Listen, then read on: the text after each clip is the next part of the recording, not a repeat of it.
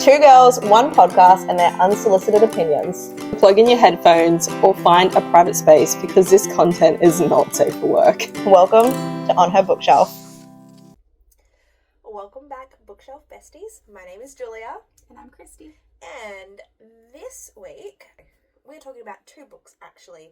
And they are both part of the Hunger Duet by Aveda Vice. First book being Feed, which is the prequel novella to Yours Insatiably.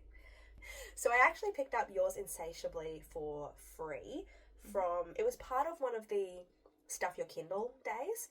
And the reason why I actually picked it up to read the other week was because I am yet again doing the A to Z challenge this year, and I decided to tick off some of the more harder letters I didn't get last year.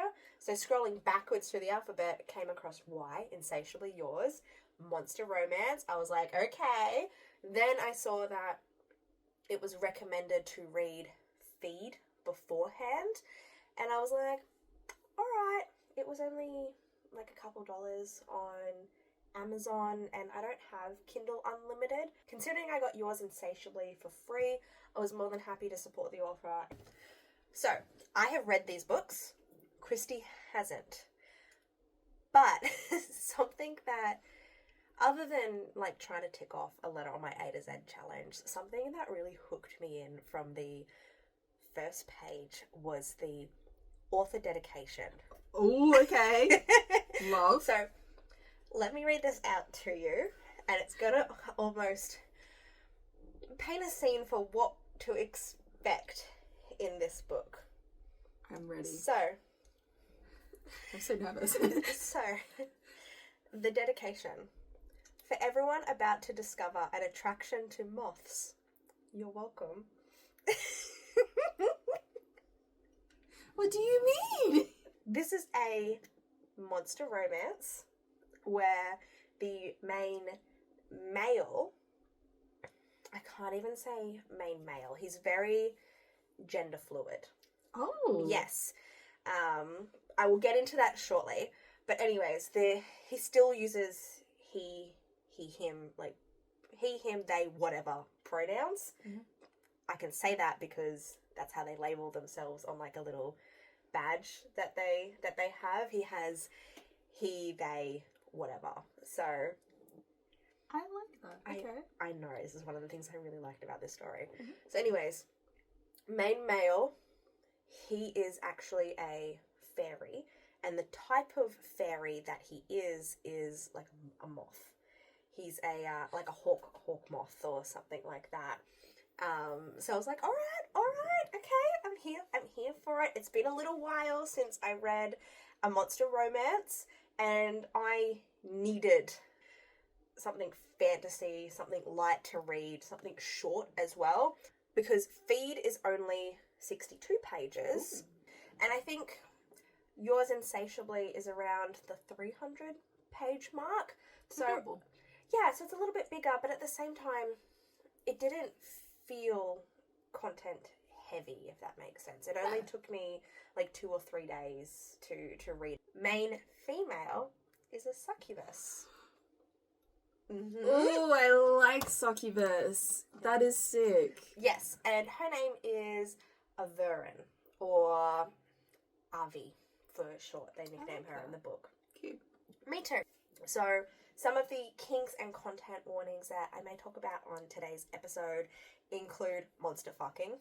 Obviously.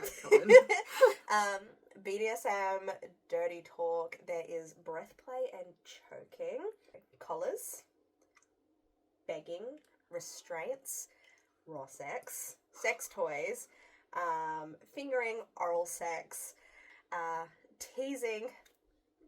He's a moth, so there is flying sex, magic during sex, extra special appendages. There's some light blood play, biting, pain play, spanking, exhibitionism, edging, and orgasm denial, and some extra content information, sex work, drug use, and heights. So you say if I'm afraid of heights, I shouldn't read this book. Yeah, not even just afraid of heights. If you don't want to get fucked up in the air, this book might not be for you. No, I've thought about it. I've read Peter Pan. So, starting off with Feed, being the prequel novella to Yours Insatiably.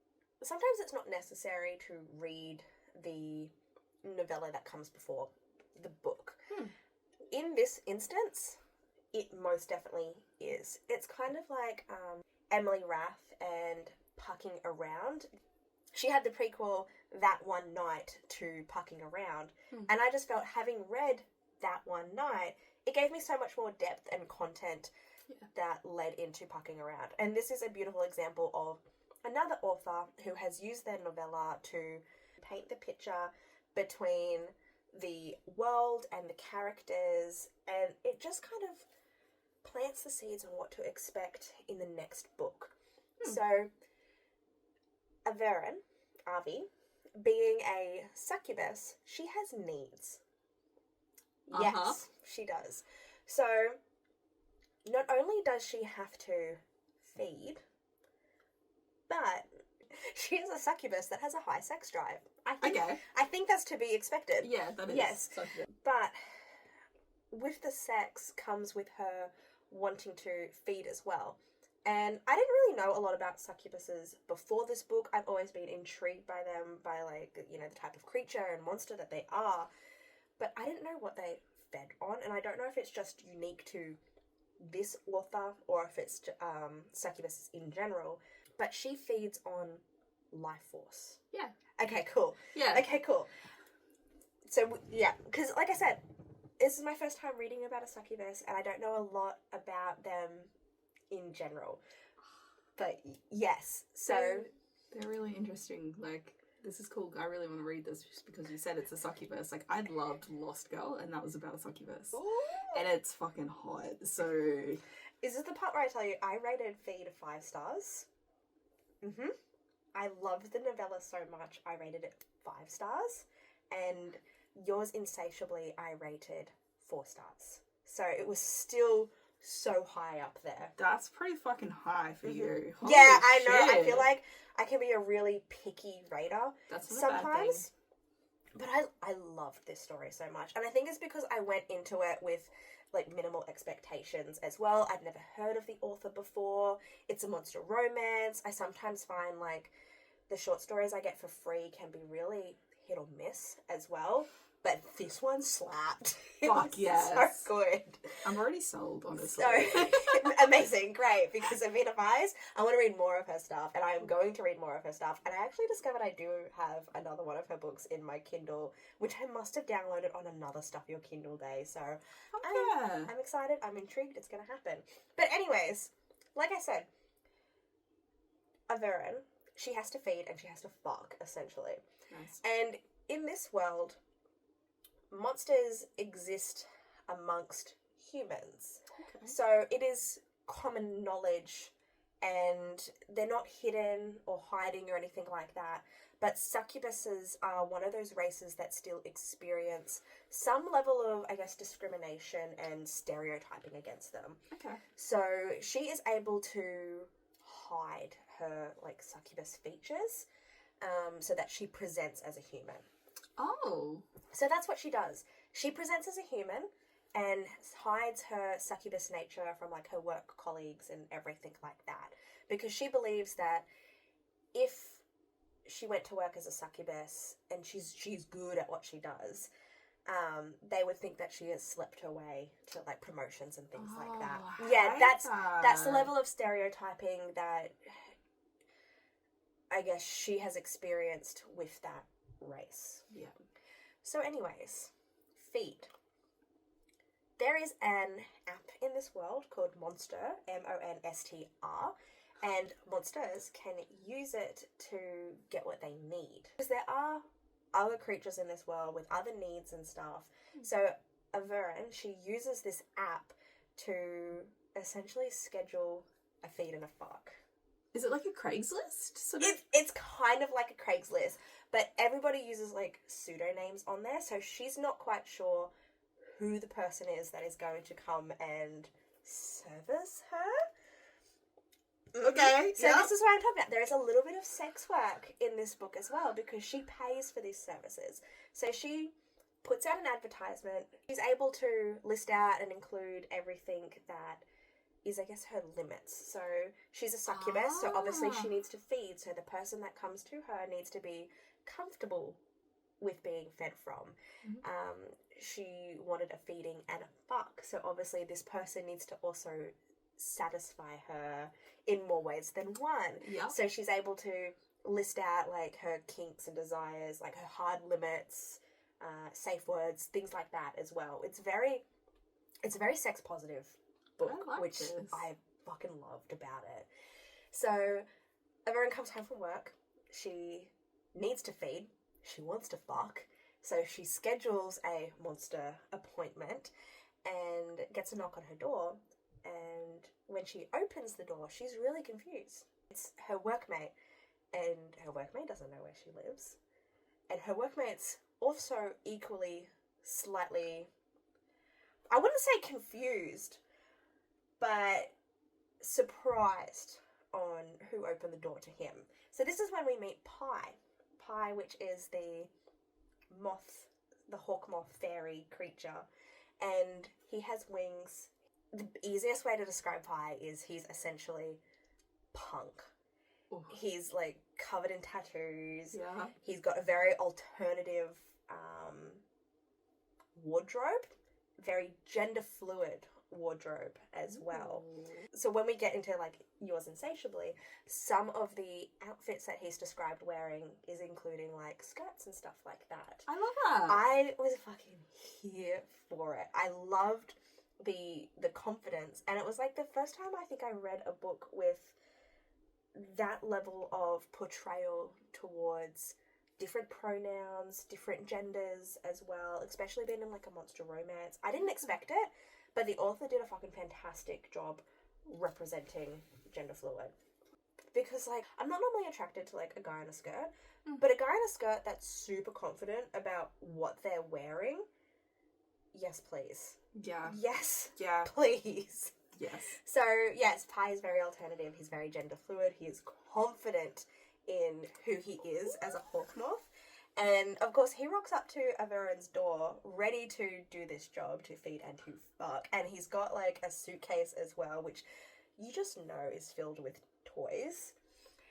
And there's this bit of this confrontation between them where she thinks she's getting pranked, and he's just like, oh, someone's got a dirty little secret, because he wasn't aware that she was a succubus. But she's desperate to feed. Like, she's gone too long between feedings, and if she doesn't feed now, it's going to be dangerous for the people around her. So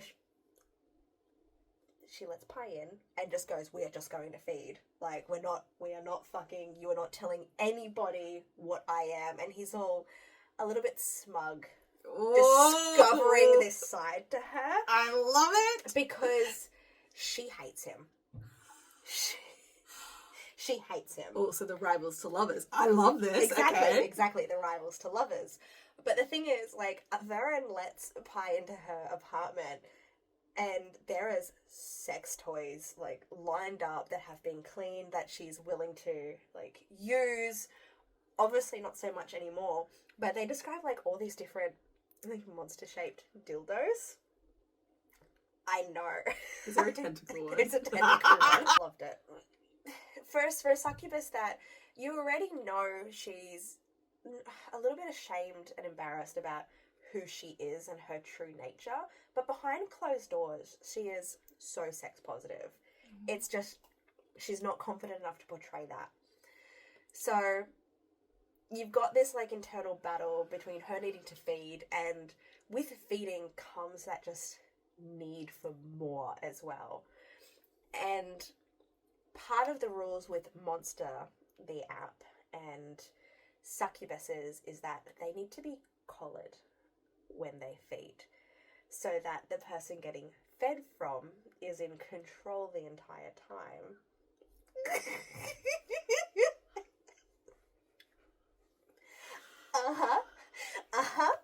So of course, Pi brought a collar floor with him and collars her. But the only comfortable position to really feed from that feels natural to her is straddling his lap. So even though she clearly does not like him, you can already feel the sexual tension that is boiling. It is bubbling away in this room. And feeding, Avarin describes feeding from pie like it's the most delicious, what's the word, like life force, soul that she has ever had. He is addictive. That's like a little side trope that I fucking love. Like any like vampire or anything, and they're like, their taste is so addictive and stuff. That's a side trope I am about. I was like, I know where this is going. So one thing leads to another, and Avi eventually, she agrees to seek pleasure with Pi. And there is a lot that they do, and it is very well written. But I must say, this fairy has a interesting appendage and some interesting features about him. So his penis is described as naturally ribbed or ridged, but basically it's not smooth. Okay. What's the other interesting? Is that it, or is No. that... There's more, but Pi also is magical in a sense. So yeah, here I am with like my spirit fingers trying to describe it. Okay, you know how when reading Iron Flame and we really wanted like Xaden to shadow touch her with like his shadows? Yeah. Oh, stop. Stop, are you serious? He can touch her with magic. It's not shadows, but it's like a force, and she can feel it. And he uses that on her, and he knows how to use it as well. Oh, of course he does. So I'm like, amazing, 5 stars right there. And what we also learn as well, because, well, here's the thing, they don't do it more than once this night. Like, feed takes place in one night. That's what I love. 62 pages. It's 62 pages, and this is like what I love so much about this novella is that the author did not try to cram so much into this small tease. Essentially just takes place in her apartment, and we go from absolutely wanting nothing to do with each other to, okay, I have to feed because I need to feed, to them fucking and just having an amazing connection. And she just like gives herself over to him like he's a dom. Oh, okay. Yes. Say less. I thought that she was going to be the more dominant one, but as it turns out, he's the dom. She like the dom in the boardroom and submissive in the bedroom? Yes, that's exactly who she is. Oh, I love that. Yes. Because, yes, I'll get into that when I talk a little bit more on yours Insatiably. But he's the dom, she's the submissive, and when he starts to just take control in, like, the sexual activities, he fucking knows what he's doing, and Aveda Vice wrote some fantastic little sex scenes. So they bang like 3 times. I think she comes 3 times while he's there. Okay. And there is, when they do finally like fuck with his unique cock, because like I said, he's a moth, so he's holding her and he fucks her against her apartment window, and she's all like, people might see a little bit, like, she doesn't want to be exposed. Yeah, she's like, she doesn't want to be exposed, people might see, let's not do that. And he talks her into it, and then she's like all for it, so he fucks her against her apartment window. And then he starts flying and like holding her, so they're like fucking in the air as well. Yep. That's now something I've read. And the creme de la creme that I did not think I was going to be exposed to in this book. When he gets really turned on, he essentially has tentacles that sprout out of his back. Out of his back? Yep! Yep, they're like extra kind of little wing things. I forget, they're like cometa, or I forget what they're called exactly. But, like, tentacles is the easiest way I can describe it. They don't get used sexually in Feed. But it's teased around a little bit in Yours Insatiably. So, Feed, I'm so giggly just talking about this novella, but it was wonderful. I absolutely loved it. 5 stars, the spice, 5 out of 5 as well. It was just so much more than I expected it to be. Highly recommend it. Great little monster romance. And I just adored how sex positive it was. I loved that there was sex work involved as well, but it wasn't something that was shunned upon. I really like the representation of he, they pronouns, because even in the writing, when Averin is thinking about Pi, she does switch back and forth between he, but mainly falls upon they pronouns too. So it was quite interesting as a reader to experience that for the first time. That's cool. As well. And yeah, I would love to read more LGBTQ representation in books, because this was just so natural. It wasn't even like and they're a they, and like I had to explain it or anything. It was just, this is who they are. Fell in. Yes. I like that. I like that a lot. Mm-hmm. How did it end though, that part? So Feed basically ends with Averin like passing out from her multiple orgasms and wakes up to Pi kind of like cleaning himself up, packing up his stuff and leaving, and she wakes up enough that they can say goodbye and everything. But you just know, like, that's not the end. That cannot be the end. So yes, Feed leads into Yours Insatiably.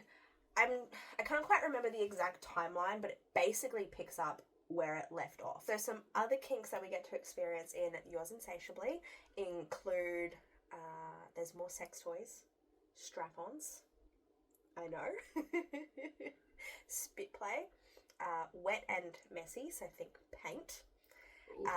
We also get a daddy kink. But not in, okay, we've just finished recording Little Stranger, which had foster siblings. Not like that. This is just, he likes to be called daddy. I like daddy kink. So there's daddy kink, threesome, partner sharing, and voyeurism. It's a lot, but it's a good representation of a lot of kinks as well. So this is one of those books where I just love when sex scenes are different. Yours Insatiably also experiences more of the prejudices and the stereotypes towards Averin being a succubus. It's mainly internalized, but there is a scene where we do experience that from some side characters. So it kind of just cements everything that she's feeling inside as well. And it's mainly said as like a side comment in the book, but it's enough to just confirm everything for her. Slut shaming, not by the main characters. We do also get safe wording, which I like in a book. I like the representation of actually using safe words. And Yours Insatiably also has like an autistic meltdown, so intrusive thoughts, and there's also the mention of self-harm as well. Yeah, so this book has a lot, but it's very well done. Like I said, I gave it 4 out of 5 stars. Basically, Averin is in denial of what happened between her and Pi, because they have to work together, and they basically work at an art restoration. He does art restorations, and she does like the exhibits and events and everything like that, and she is fantastic at what she does. But Pi is like a thorn in her side in the workplace. She does not like him, thinks he's annoying as fuck, and he's always there just to push her buttons. And she's got a lot of like warring thoughts in her head between, is he going to approach me? Should I approach them? it's been like X amount of days or weeks now. It's like she's kind of waiting for something to happen and nothing's happening. But then something happens in the closet at their workplace, ever so slightly after hours. And I was like, yes, it was hot. All of these scenes were hot. And I thought going into this book it was going to be a slow burn. Like they were going to be in denial about what they wanted from one another until almost the final page where they finally come together and have their moment. It was not. Nice. They were straight into it, and that caught me off guard. But it then also like painted the scene on why they couldn't be together. Because Averin is a temp hire from an external company. Her contract with the place where Pi works was basically coming to an end. But as it turns out, this place wanted to keep her. So they wanted to extend her contract, keep her working there, which is great for her. But part of the clause was no fraternization. So now we have they want to be together, but she's in denial of it because she doesn't want to lose her job over him and doesn't want him to lose his job over her. So there's a lot of, we can't be together, we'll just be friends. That always works out. But the thing about Pi and Averin agreeing to be friends is that Pi wants Avi to be more confident with her true nature. So he starts showing her all of these places around town that she's never been before that are monster friendly. He wants her to accept who she is as a succubus. He takes her to a little cafe that has a library and shows her a book on like the history of succubuses. And I know he was like, okay, you want to be friends? We will be friends. And he was the definition of, I am not going to push myself on you unless you want this. Oh my god, you're actually crying. I have tears in my eyes. This is so sweet. I love this shit. Yes, it was beautiful because she was in such denial about her true nature. So she was presenting as a human. So she was hiding, I think at this stage as a succubus, it was only her eyes that would give her away. She didn't have any other external features. And unlike Pi had come from, I think, the fairy realm. So he is described as, obviously he has wings. He has like yellow kind of furry like skin and stuff. Okay. Yeah. Look. It sounds weird. It makes sense. He's a moth. He's a moth, exactly. But he's still kind of like humanistic in like his other external features as well. So it's not like an actual Mothman. Just not his appendage. Yeah. So yeah, Pi agrees to be friends with Averin and is trying to show her all these different places and get her to just be confident in who she is, like as a succubus, and just help her be sex positive and help her accept her, you know? I loved it. And